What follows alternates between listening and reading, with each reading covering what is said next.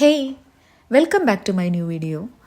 അപ്പോൾ ഇന്ന് നമ്മൾ രണ്ടുപേരും, അതായത് ഞാനും അമ്മയും വന്നിരിക്കണേ ഗുരുവായൂർ അമ്പലത്തിലേക്കാണ്. കണ്ട പോലെ ഗുരുവായൂർ അമ്പലത്തിലത്തെ ഉത്സവത്തിൻ്റെ സമയത്തെടുത്ത വ്ളോഗാണ് കേട്ടോ അത്. അപ്പോൾ നമ്മൾ വന്നിരിക്കുന്നത് 7ാമത്തെ ദിവസമാണ്. അതായത് ആനയോട്ടത്തോടു കൂടി കൊടിയേറി കഴിഞ്ഞാൽ വരുന്ന 10 ദിവസങ്ങളിലാണ് കേട്ടോ ഗുരുവായൂർ അമ്പലത്തിലത്തെ അതിഗംഭീര പരിപാടികൾ ഉണ്ടാവുക. അപ്പം നമ്മൾ വന്നിരിക്കണേ 7ാമത്തെ ദിവസമാണ്. അപ്പോൾ പരിപാടികൾ എന്ന് പറയുമ്പോൾ ഇവിടുത്തെ ഉത്സവത്തിൻ്റെതായിട്ടുള്ള കുറേ ചടങ്ങുകളും കാര്യങ്ങളും, പിന്നെ അതുപോലെ തന്നെ കുറേ സ്റ്റേജ് പ്രോഗ്രാംസ് ഉണ്ടാവും. പിന്നെ അതുകൂടാതെ ഗുരുവായൂരപ്പൻ്റെ കഞ്ഞിയും പുഴുക്കും കുടിക്കുക എന്നുള്ളതാണ് മെയിൻ ഒരു കാര്യം കേട്ടോ. അപ്പോൾ നമ്മളിതാ വന്നു, കയറി തൊഴുതു. നാലമ്പലത്തിൻ്റെ അകത്തേക്ക് കയറി തൊഴാൻ പറ്റിയില്ല, കാരണം ഭയങ്കര തിരക്കായിരുന്നു. അല്ലാത്തപ്പോഴും ഭയങ്കര തിരക്ക് തന്നെയാണ്, പക്ഷേ ഉത്സവം ആയതുകൊണ്ട് തന്നെ അതിൻ്റെ ഒരു ഇരട്ടി തിരക്കായിരുന്നു കേട്ടോ നമ്മൾ പോയി അന്നുണ്ടായിരുന്നത്. അതുകൊണ്ട് ഉള്ളിൽ കയറി ജസ്റ്റ് തൊഴുതിട്ട് നമ്മൾ പുറത്തിറങ്ങി.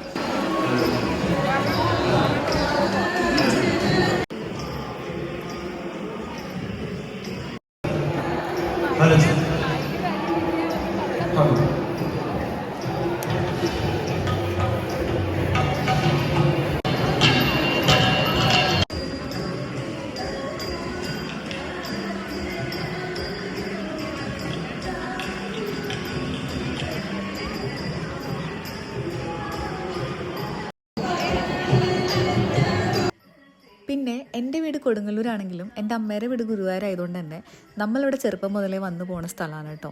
അപ്പോൾ ഈ ഒരു വരവിൻ്റെ വേറൊരു പ്രത്യേകത, ഞാൻ കല്യാണം കഴിഞ്ഞതിന് ശേഷം, അതായത് 2024 ഗുരുവായൂർ വെച്ച് കല്യാണം. അപ്പോൾ അത് കഴിഞ്ഞതിന് ശേഷം ഉള്ള ആദ്യത്തെ വരവും കൂടിയാണ് കേട്ടോ ഇത്. അങ്ങനെ നമ്മളിതാ അവിടെ നിന്ന് തൊഴുതിറങ്ങി. പിന്നെ തൊട്ടടുത്തുള്ള ഗണപതി അമ്പലത്തിലേക്കാണ് പോണത്. ഗണപതി അമ്പലം എന്ന് പറയുന്നത് കിഴക്കേ നടയിൽ അമ്പലത്തിനോട് ചേർന്ന് തന്നെയാണ് ഗണപതി അമ്പലം ഉള്ളത് കേട്ടോ.